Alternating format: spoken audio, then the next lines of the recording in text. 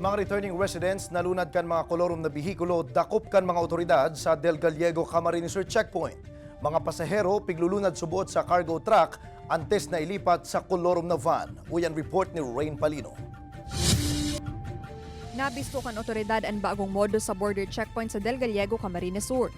Kung dati subuot mga colorum na autos na nadadakop sa control point, ngunyan igwang bagong ginigibo ang mga biyahero. Sa video na pinadarakan sa rong concerned citizen sa Edmero Camarines Sur, mahihiling na nagkaperang individual ang pinababa sa truck. Sigun kay Lucena Bermeo, pamayo kan Edmero, pigpapababa subuot sa may tagkawayan Quezon ang mga pasahero, ilulunad sa truck, asin liwat isasakay sa van pakalampasan na nin checkpoint. Sinda mga mayo magkakanigong rekisito sa araw kan RT-PCR result. Basado sa inisyal na investigasyon, 20 katao ang lunad kan truck.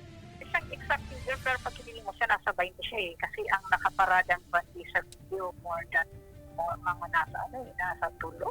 Sa presente nabisto na ang driver kanimbaltong truck, kung kaya inipadago sa pigahanap kan otoridad, tanganing makasuhan asin masaangatan ng penalidad. Dugang pa ni Bermeo, papaorogon kan gobyerno probinsyal asin LTO, an sa indang pagmonitor sa mga checkpoint para maibitaran ang siring na ilegalidad asin paglakop kan COVID-19 sa probinsya.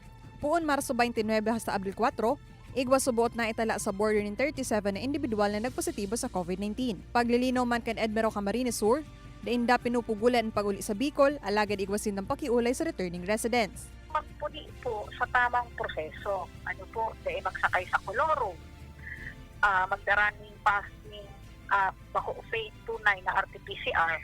Kung di ka mo makakapresent yung tunay na RT-PCR, might as well, di na po mag-faith. Pagabot na lang sa border, antigen man po kamo.